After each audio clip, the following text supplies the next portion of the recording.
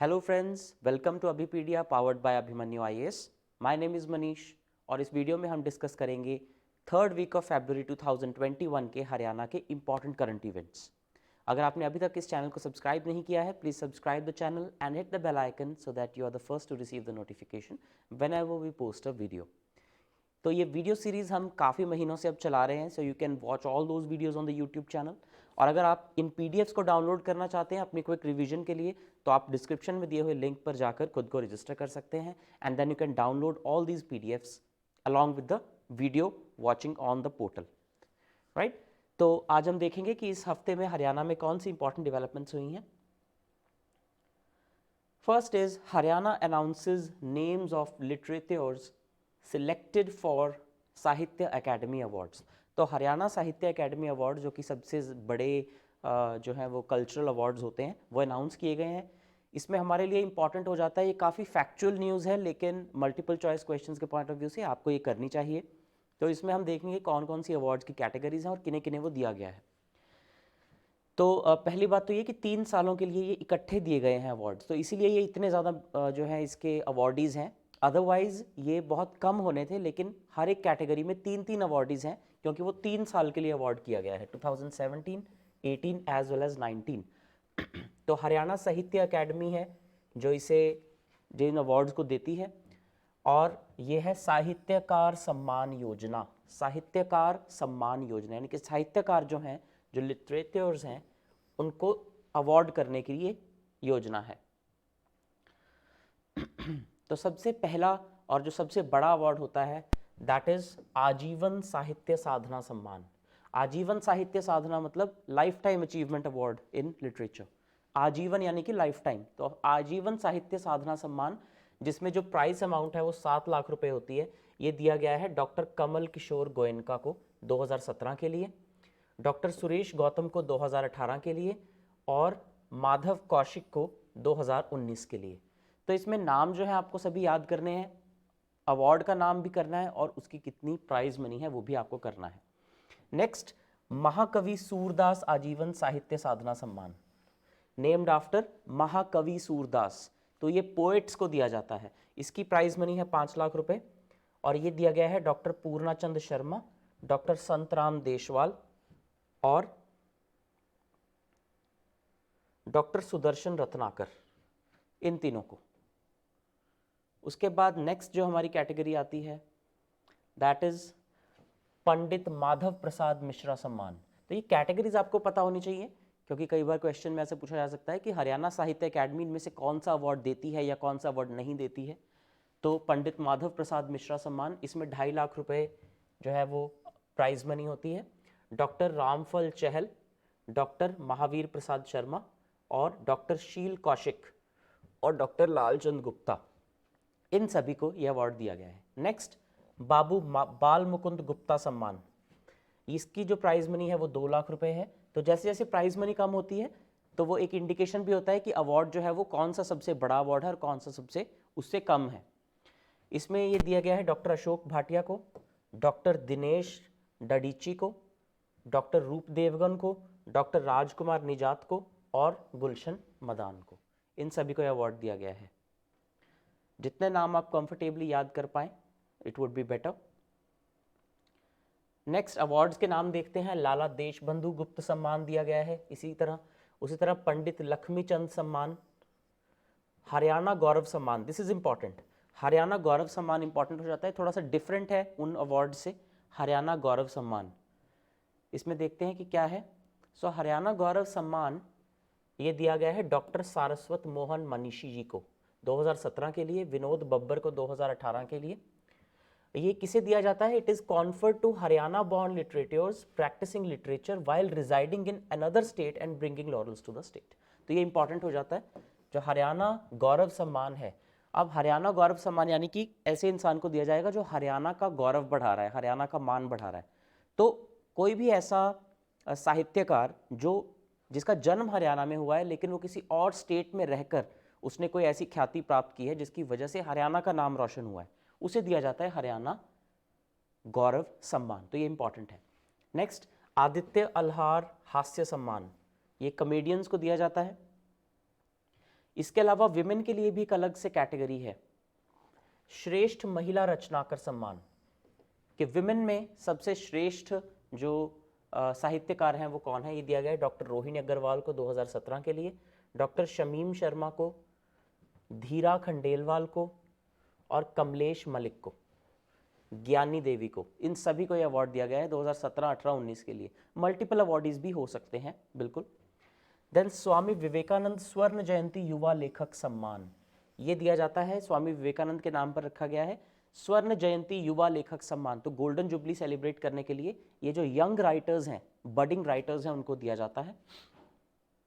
इन सभी कैटेगरीज में हरियाणा साहित्य अकादमी जो है वो अवार्ड्स देती है, तो ये सभी आपको पता होने चाहिए।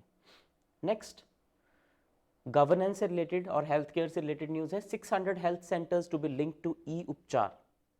अब ई उपचार क्या है?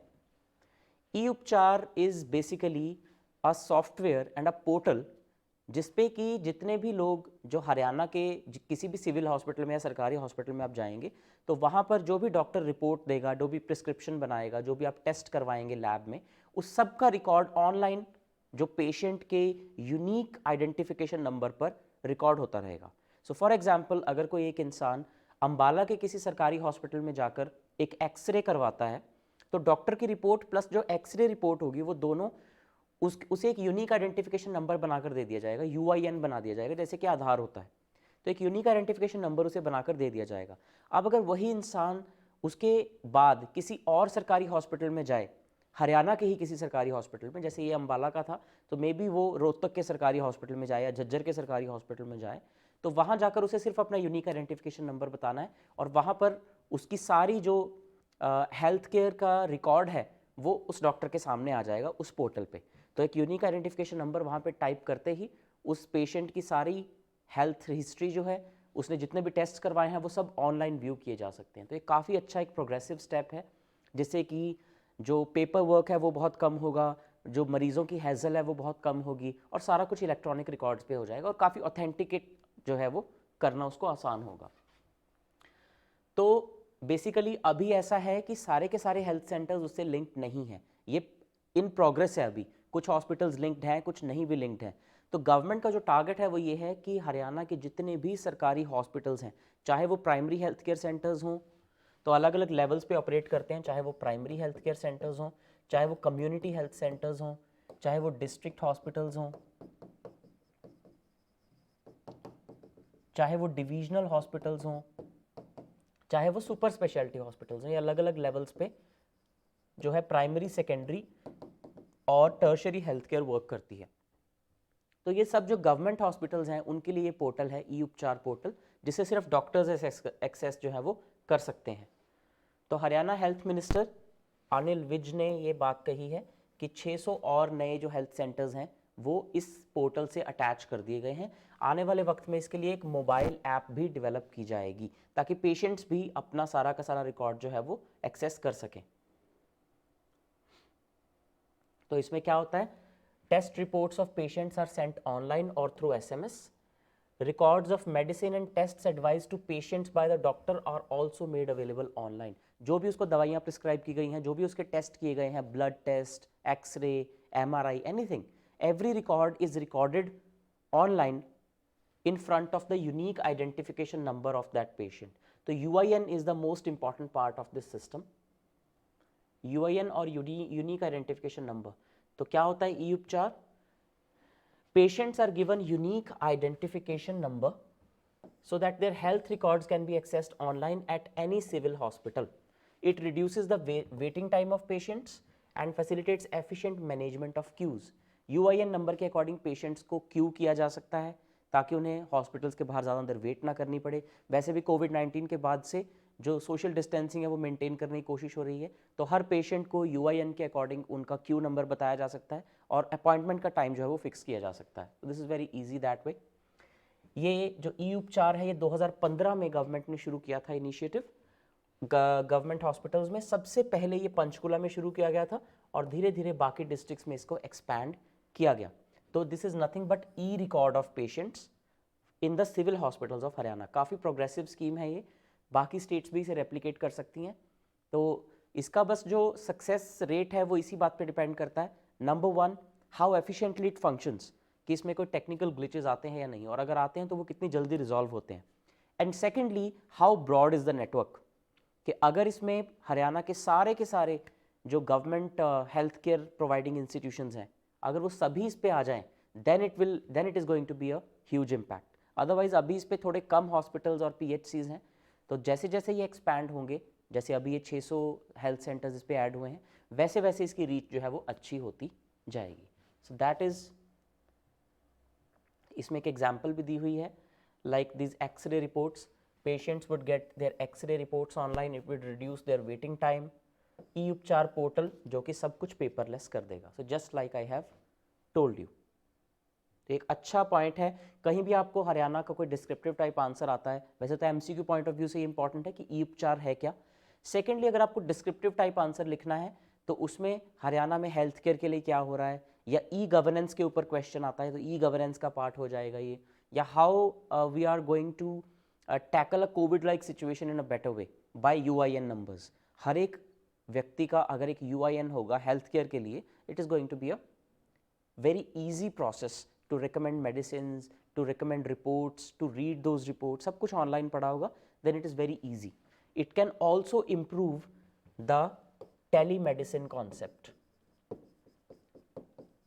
telemedicine and telehealthcare concept, जिसमें कि डॉक्टर्स को वीडियो कॉन्फ्रेंसिंग के थ्रू या कॉल के थ्रू कंसल्ट किया जा सकता है। तो अगर वो डॉक्टर अपनी जगह पर बैठा बैठा मरीज के सारे रिकॉर्ड्स और रिपोर्ट्स को ऑनलाइन देख पाएगा, then it's going to be a huge benefit to the healthcare providers as well as to the patients. Next, 5th International Saraswati Mahotsav held in Pehowa. तो पेहोवा में 5वां इंटरनेशनल सरस्वती महोत्सव अभी अभी संपन्न हुआ है। कौन इसे कंडक्ट करता है? Haryana Saraswati heritage development board. तो यहाँ पर सरस्वती जी का बहुत बड़ा मंदिर है, उसे मैनेज करने के लिए सरस्वती हेरिटेज डेवलपमेंट बोर्ड जो है वो बना हुआ है। डेली इवनिंग आरती जो है वो यहाँ पर परफॉर्म होती है।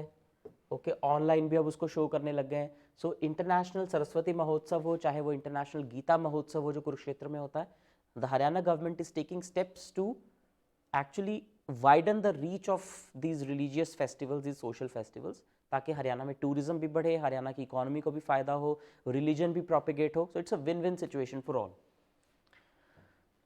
5th इंटरनेशनल सरस्वती महोत्सव एट सरस्वती तीर्थ इन पेहोवा, तो यहाँ पर हुआ है। लाइव स्ट्रीमिंग ऑफ आरती भी यहाँ पर शुरू की जाने वाली है। जो भी इसको देखना चाहता है वो रजिस्टर कर सकता है। इससे पिलग्रिम्स को अट्रैक्ट किया जाएगा, टूरिस्ट्स को अट्रैक्ट किया जाएगा। Basically it is like it's a integral part of state tourism policy. State tourism policy, इसमें हम प्रीवियस वीडियोस में बहुत सारी इस तरह की न्यूज़ डिस्कस कर चुके हैं, जैसे कि कुरुक्षेत्र में नए गेट्स का बनना जो कि महाभारत की गीता की थीम पर होंगे। उसी तरह से कुरुक्षेत्र में इंटरनेशनल गीता महोत्सव को ऑनलाइन किया जाना। 20 लाख लोगों ने, 30 लाख लोगों ने एक बार में जो गीता आरती है वो ऑनलाइन लाइव अटेंड की थी। So these type of things, basically Haryana government is trying to develop some important places as international tourist destinations। जिस जगह की जो भी खासियत है उसको उस तरह से डेवलप करने के लिए हरियाणा की टूरिज्म पॉलिसी है, जो कि बहुत अच्छी बात है। इससे इकोनॉमी को भी बूस्ट मिलता है। सो it's a win win situation for everyone. उसी तरह से अब उसी कड़ी में पेहोवा भी इसी तरह की एक जगह है। कुछ और जगह हैं जिनको इसी तरह से डेवलप करने की जो प्लानिंग है वो चल रही है, जैसे कि आदि बद्री। उसी तरह से पिपली में भी महाआरती जो है वो शुरू की जाएगी। For the first time a 21 kundiya yagya and parikrama were organised on the occasion of concluding ceremony. तो ये ऑनलाइन इसको किया जाना, यानी कि the use of technology in promoting tourism. एक बड़ा वेग टॉपिक बन जाता है अगर आपको कभी पूछ लिया जाए how can technology be use to improve tourism, तो आपके पास एक दो पॉइंट से ज़्यादा कुछ होता नहीं है बोलने के लिए। But if you include these examples that just like international Gita Mahotsav, उस पर ऑनलाइन आरती हुई है, या जिस तरह से इंटरनेशनल सरस्वती महोत्सव है, you can take these examples and it will improve your marks a lot. 3 दिन का ये महोत्सव था। ओके, तो ये कुछ इंपॉर्टेंट इसमें बातें थी। Next, export credit way behind target in Haryana. अब देखिए, इकोनॉमी में जब भी हम इकोनॉमिक डेवलपमेंट की बात करते हैं तो वो तब तक पॉसिबल नहीं हो सकती जब तक कि क्रेडिट फ्लो अच्छे से ना हो। क्रेडिट फ्लो मतलब कि बैंक से या और फाइनेंशियल इंस्टीट्यूशन से जो लोन है या जो क्रेडिट है वो इजीली अवेलेबल है या नहीं, और अगर इजीली अवेलेबल है तो क्या लोग उसको अवेल भी कर रहे हैं या नहीं। उससे पता चलता है कि इकोनॉमी कितनी ग्रो हो रही है। तो हरियाणा में जब हम इस डेटा की बात करते हैं कि अलग अलग सेक्टर्स ने कितना क्रेडिट अवेल किया है, तो उसमें एक काफ़ी बड़ा ग्लिच सामने आया है कि बाकी सारे सेक्टर्स तो ठीक है, लेकिन एक्सपोर्ट क्रेडिट की जब बात आती है तो हरियाणा काफ़ी पिछड़ रहा है। तो उसके ऊपर ये एक न्यूज़ है, export credit way behind target in Haryana. तो बेसिकली अगर हम इस टेबल को देखें, अलग अलग सेक्टर्स में जो गोल है और जो अचीवमेंट हुई है, यानी कि कितना हमने सोचा था कि इतना परसेंट क्रेडिट हम देंगे और कितने परसेंट वो अचीव हुआ है। तो ज़्यादातर सेक्टर्स में अगर हम देखें कि लोन्स डिस्पर्सल कैसा है, एग्रीकल्चर सेक्टर में 18% का गोल रखा था, 20% अचीव हुआ है, यानी कि ओवर अचीवमेंट है, which is a really good thing. Small and marginal farmers को 8% का गोल रखा था, अचीवमेंट भी 8% हो गई है, again target accomplished. Micro enterprises 7.5% का टारगेट था, 9% अकॉम्प्लिश हुआ है। तो ये तीनों ही जो फील्ड्स हैं, इनमें क्रेडिट अवेलेबिलिटी और क्रेडिट अचीवमेंट इनफैक्ट सरपास हुई है, ज़्यादा हो गई है जितनी हमने सोची थी, जो कि बहुत अच्छी बात है। So it shows that these sectors performed well. Agriculture और फार्मर्स को अगर हम देखें तो इसकी ग्रोथ रेट है जो वो पॉजिटिव रही है 2020 में। बाकी इंडस्ट्री सर्विस सभी डाउन चले गए कोविड और उसके लॉकडाउन की वजह से, but agriculture sector has actually grown, और वो क्रेडिट में भी विजिबल है हमें कि जितना हमने सोचा था उससे ज़्यादा हमने एग्रीकल्चर क्रेडिट दिया है और लोगों ने अवेल भी किया है। Micro enterprises also. लेकिन जब बात एक्सपोर्ट क्रेडिट की आती है, यानी कि जो एक्सपोर्टर्स के लिए हमें फंडिंग एक्सपोर्टर्स को चाहिए होती है, उसका टारगेट हमने रखा था कि टोटल क्रेडिट का 2% हमने एक्सपोर्ट क्रेडिट को देना है, but achievement is just 0.03%, not 0.3%, 0.03%, which is very very less. यानी कि अगर 200 पॉइंट थे तो उसमें से सिर्फ 3 पॉइंट हमने लोन दिया है, which is very very less. So it is way of the margin. यानी कि ये 1.5% जितना हमने देना था उसका 1.5%, 100 में से 1.5% जो है वो एक्सपोर्ट क्रेडिट दिया गया, जो कि ना के बराबर है एक तरह से, it is negligible. So according to experts, the share of export credit has fallen, which is a cause of concern especially for MSME sector.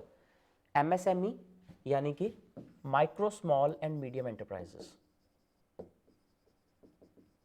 इनके लिए कॉज ऑफ कंसर्न क्यों है ये? क्योंकि हरियाणा में ज़्यादातर MSMEs ही हैं जो कि एक्सपोर्ट ओरिएंटेड हैं। ये कुछ ऐसा सामान बनाते हैं, छोटी छोटी सी यूनिट्स हैं जिनका साल का टर्नओवर बमुश्किल 50 लाख, 1 करोड़, 2 करोड़ इस तरह से होता है, इसीलिए ये माइक्रो स्मॉल मीडियम एंटरप्राइज की कैटेगरी में आते हैं। तो इस तरह की जो यूनिट्स हैं वो एक्सपोर्ट ओरिएंटेड सामान बनाती हैं, एक्सपोर्ट ओरिएंटेड।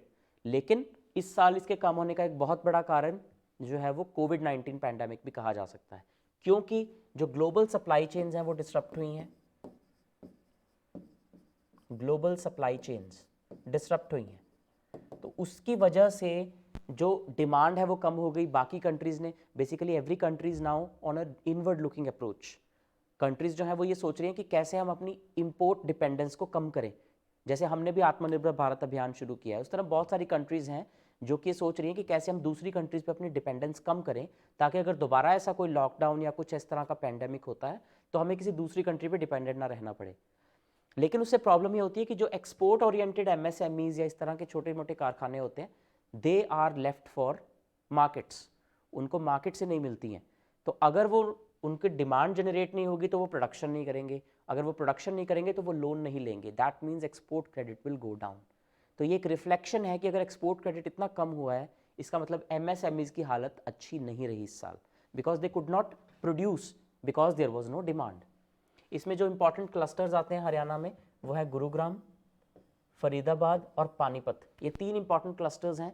क्लस्टर्स का मतलब है कि यहाँ पर बहुत सारे इस तरह के MSME यूनिट्स हैं जो कि एक्सपोर्ट ओरिएंटेड सामान बनाते हैं। तो सबसे ज़्यादा जो असर है वो गुरुग्राम, फरीदाबाद और पानीपत के MSME क्लस्टर्स को हुआ है। तो इसको ओवरसी करने के लिए कि ये कैसा क्यों हुआ और इसको कैसे ठीक किया जाए, एक कमेटी बनाई गई है under Haryana additional chief secretary finance and planning, who is a senior IAS officer. तो Haryana ACS finance and planning mister TVSN Prasad ने एक पैनल बनाया है, मतलब ही इज़ द चेयरपर्सन। तो उन्होंने सारे के सारे बैंकर्स की एक मीटिंग रखी है जो भी बैंकर्स हैं उनकी मीटिंग रखी है कि कैसे एक्सपोर्ट क्रेडिट को प्रमोट किया जाए। मे बी उस पर थोड़ा सा इंटरेस्ट रेट कम किया जाए, मे बी उसके साथ कोई ना कोई ऑफर या स्कीम दी जाए, ताकि जो MSMEs हैं, क्योंकि अब लॉकडाउन वगैरह सब खत्म हो गया है, सप्लाई चेन डिस्ट्रप्शन काफ़ी हद तक दूर हो चुकी है, तो कैसे MSMEs को सस्ता लोन प्रोवाइड कराया जाए ताकि इकोनॉमिक एक्टिविटी दोबारा से प्रॉस्पर हो सके और एक्सपोर्ट दोबारा से रिज्यूम हो सके। तो इसके ऊपर ये एक न्यूज़ है। देन एक्सपोर्ट क्रेडिट क्यों ज़रूरी है? Export credit is crucial for 2 reasons. Short period में, both before and after the shipment of order. Pre shipment export finance से क्या होता है, अगर शिपमेंट से पहले जो फाइनेंस किया जाता है उसे वर्किंग कैपिटल के लिए ज़रूरी होता है। अगर सामान आपने बनाना है, प्रोडक्शन करनी है, लेकिन अभी तक सामान शिपमेंट नहीं हुई है, तो आपको अभी पेमेंट नहीं मिली है, तो वो जो एक स्टॉप गैप अरेंजमेंट होता है वो कैपिटल से प्रोवाइड हो जाता है। जैसे अगर मैं एक माइक्रो इंडस्ट्री चला रहा हूँ और मुझे 50 लाख रुपए का सामान बनाना है, तो मुझे वो 50 लाख चाहिए, तो अगर वो मुझे एज अ क्रेडिट मिल जाए तो मैं अपना सामान बना के उसको जब बेचूंगा, I will get the money back, उसमें से प्रॉफिट अपने पास रख के I can repay the loan. इस तरह से होता है। तो प्री शिपमेंट जो है वो उससे पहले चाहिए होता है वर्किंग कैपिटल के लिए, टाइमली प्रोडक्शन के लिए, पैकिंग के लिए और शिपमेंट के लिए। और जो पोस्ट शिपमेंट फाइनेंस है वो चाहिए होता है to sustain exporters business operations while still waiting to receive payments from foreign buyers. तो जब तक फॉरेन बायर जो है वो पेमेंट नहीं कर देता, तब तक के लिए ये जो क्रेडिट है ये काफ़ी अच्छा रोल प्ले करता है। तो इसे रिवाइव करने की ज़रूरत है। This is what the news is about. Next environment and ecology से न्यूज़ है, Haryana's first wild life census to start soon. Haryana में पहली बार वाइल्ड लाइफ सेंसस होने वाला है। कौन कौन इसे कंडक्ट करेगा? There are 2 agencies. First is Haryana forest and wildlife department and second is wildlife institute of India Dehradun. ये दोनों मिलकर इसे कंडक्ट कर रहे हैं। Haryana forest and wildlife department along with wildlife institute of India Dehradun, ये दोनों मिलकर इस सेंसस को कंडक्ट करेंगे। प्रोटेक्टेड एरिया नेटवर्क को भी कवर करेंगे, आउटसाइड प्रोटेक्टेड एरिया नेटवर्क को भी कवर करेंगे। प्रोटेक्टेड एरिया नेटवर्क यानी कि national park, wild life sanctuary, biosphere reserve, इनको तो कवर करेंगे ही, आउटसाइड भी कवर करेंगे, यानी कि पूरा हरियाणा एक तरह से कवर हो जाएगा। इसका ऑब्जेक्टिव है herbivorous as well as carnivorous animals की पॉपुलेशन को पता लगाना। हर्बीवोरस यानी कि जो प्लांट ईटिंग एनिमल्स होते हैं, कार्निवोरस यानी कि जो फ्लैश ईटिंग एनिमल्स होते हैं, इन दोनों की एक्चुअल पॉपुलेशन को असर्टेन करना, ये इसका पर्पस है। सेंसस का यही पर्पस होता है बेसिकली। तो इसमें एक्सपर्ट्स होंगे काफ़ी wild life institute of India के, एंड बेसिकली इसमें लेपर्ड्स की पॉपुलेशन काउंट की जाएगी, मंकीज़ की पॉपुलेशन अच्छे से काउंट की जाएगी। Monkeys specially are found outside protected area network. पहले भी ये इस तरह का एक सेंसस हो चुका है, यमुनानगर के कालेसर नेशनल पार्क में 2013 और 16 में, और अरावली हिल्स में 2017 में पहले भी वाइल्ड लाइफ सेंसस जो है वो हो चुका है। ये कहाँ कहाँ पर किया जाएगा? It will be in wild life sanctuaries of Panchkula, Kurukshetra, Jhajjar, Sirsa and Rewari. उसके अलावा सुल्तानपुर नेशनल पार्क और कालेसर नेशनल पार्क, 2 ही नेशनल पार्क्स हैं हरियाणा में, तो इन सब जगहों पर ये सेंसस किया जाएगा। और जो आउटसाइड या प्रोटेक्टेड एरिया नेटवर्क है उसमें तो पूरा का पूरा हरियाणा ही आपका कवर हो जाएगा। सो ये इंपॉर्टेंट न्यूज़ है। जब इसका डेटा आएगा then we will also discuss that कि कितने कितने जानवर जो है वो कहाँ कहाँ किस इंटेंसिटी में पाए गए हैं। So it's a very important step to ascertain the wildlife penetration as well as their spread across the state. Next, state to replace Punjab with Haryana in 163 laws. देखिए जब हरियाणा बना 1966 में, तो जो लॉज थे वो पुराने ही चलते रहे काफ़ी देर तक। काफ़ी सारे इस तरह के लॉज होते हैं जो कि पुराने ही चलते रहते हैं। तो अब उसमें प्रॉब्लम ये है कि उनमें से 163 लॉज इस तरह के आइडेंटिफाई किए गए हैं जिनमें हरियाणा की जगह पंजाब वर्ड यूज़ हो रहा है, क्योंकि पहले पंजाब ही हुआ करता था हरियाणा। तो इस वजह से अब एक जो आने वाला सेशन है असेंबली का, उसमें एक बिल लाया जाएगा जिसमें इन सभी लॉज के नाम लिख के इसमें जहाँ जहाँ पर भी वर्ड पंजाब यूज़ किया गया है उसकी जगह हरियाणा वर्ड कर दिया जाएगा, राइट। उससे वो लीगली भी करेक्ट हो जाएगा, लॉजिकली भी करेक्ट हो जाएगा। तो ये एक न्यूज़ इसलिए इंपॉर्टेंट है कि किस तरह से लॉज जो है वो इवॉल्व होते हैं और किस तरह टाइम टू टाइम उनमें रिविजन की ज़रूरत पड़ती है, राइट। तो एक पैनल बनाया गया था इसके लिए at the initiative of speaker Gyanchand Gupta. Gyanchand Gupta ji is the speaker of Haryana legislative assembly. उनके इनिशिएटिव पे एक पैनल बनाया गया था ताकि इस तरह के लॉज को आइडेंटिफाई किया जा सके। तो अब ये पता लगा है कि 163 इस तरह के लॉज हैं और उनको उनका नाम बदलने में कोई लीगल ऑब्स्टेकल, कोई भी कानूनी अड़चन उसमें नहीं आएगी। तो जब हरियाणा बना था पंजाब में से, तो उसके बाद ये काफ़ी सारे लॉज रह गए थे जिनमें हरियाणा वर्ड नहीं ऐड किया गया था। In 1968, Haryana was allowed to modify these laws as per its requirements and it could remove these laws too. तो इतनी साल से किया नहीं गया, इसकी इतनी ज़्यादा ज़रूरत महसूस नहीं की गई maybe, but now the government has formed a panel and it is going to happen, right. तो पॉलिटी गवर्नेंस पर्सपेक्टिव से आपको पता होना चाहिए। थोड़ा सा ये कहीं पे पॉलिटिकल एवोल्यूशन की बात आए, हरियाणा के पॉलिटिकल एवोल्यूशन की, तो आप कह सकते हैं कि रिसेंटली एक लाइन वहाँ पर ऐड हो जाएगी that recently Haryana government has corrected more than 150 such laws in which word Punjab was substituted, the Haryana was substituted for Punjab, right. तो ये कुछ इंपॉर्टेंट न्यूज़ थी जो इस वीक हमने हरियाणा में देखी और डिस्कस करनी थी। अगर आपको वीडियो पसंद आई हो, please like, subscribe and share it with your friends. Thank you and have a nice day.